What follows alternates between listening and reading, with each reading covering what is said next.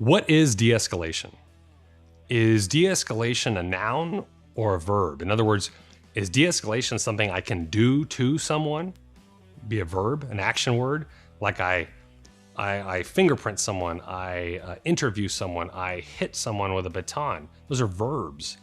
Is that de-escalation? Meaning it's something I do to them, or is it more like a noun, a thing, something I can offer to somebody? I am of the opinion that it's kind of more like a noun than it actually is a verb for these reasons. De-escalation is important. Every cop, is something we should be thinking about and trying to work into our tactical mindset. But here's the thing. De-escalation, if it were a verb, meaning something I do to somebody, then that would mean I kind of have like the superhuman powers to control others, which, don't get me wrong, would be great, right? I'd love to be able to walk into a scene where some person, a mentally ill person, is armed with a bat and he's breaking stuff up, or he's walking down the street with an axe or something like that, and I walk up to him and go, "You're de-escalated," right? And then ultimately, he drops his weapon and submits to arrest. I would love the ability to do that. That would be amazing. Like, call the de-escalation unit and I just come, "You're de-escalated," as if it's some magical power. In reality, though, my opinion, de-escalation is more like a noun. It's more like a thing that we can offer somebody. If it is a verb and it's like, something we can do, the only person we could probably do it to is ourselves, right? If I'm amped up and there's a lot of intensity and emotions, what's going on, I could calm myself down because I can control my own behavior. So I can de-escalate myself in a way, but I don't have the superhuman power to de-escalate others. What I can do in a tactical situation, right?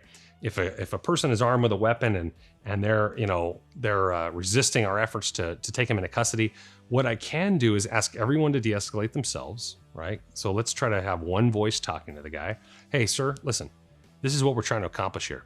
We would love to de-escalate with you. We'd like to offer you basically de-escalation." De-escalation is like a thing. It's like a stuff we offer somebody. Like, it's almost like, "Hey, have you tried the de-escalation? It's delicious, right?" It's something we offer to somebody. We'd like to offer you this de-escalation. Would you like to join us in this? In order for it to be successful, though, there's two things that are required. You have to agree to de-escalate with us, and you have to participate. So agreement and participation. So if I offer you de-escalation, "Hey, sir, we don't want to hurt you. We just want to take you into custody safely. Would you please join us in de-escalating?" That person must say, "Yes, I agree to that. I will do that. And I'll participate," meaning I'll drop my weapon, I'll turn around, I'll get arrested, what have you. To just agree and say, "Yeah, I'll do it," but meanwhile you're holding your baseball bat, no, sir, that's not going to work. Must agree and participate. To think that de-escalation is a verb, the question then would become, did the officers de-escalate him or not? Well, yeah, we tried. We made the offer, but he didn't accept the offer.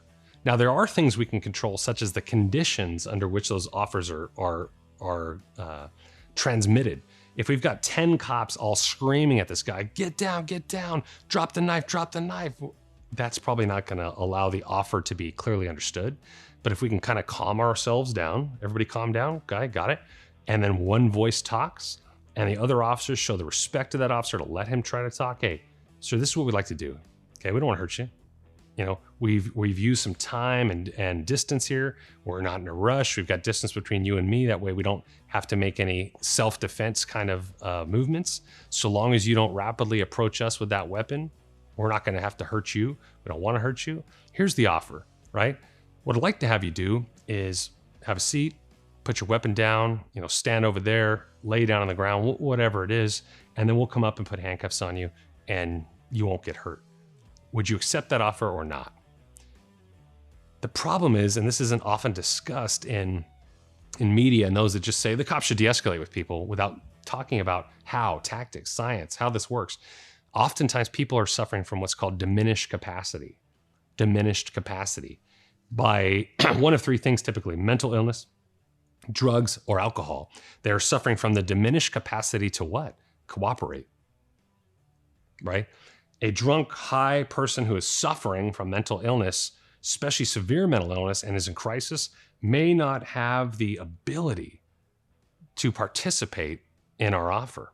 Meaning I could be the best, most skilled negotiator ever, and I'm trying everything I can to offer de-escalation. It's not being heard, right? It's not being heard through the filter of drugs, alcohol, mental illness. So this is an offer that we can make to people. It's not always going to be received. It's not always going to be listened to. We're not always going to get agreement. And some people can't accept the offer because they're inebriated, they're intoxicated, they're under the influence, or they're mentally ill. And so sometimes we as the police are going to have to, if we hope to resolve the situation, use some amount of force on this person to make them, compel them. We tried motivating them. I'd like to motivate you with my de-escalation officer. It didn't work. So we're going to have to make an affirmative step towards you to force you to do what needs to be done, right?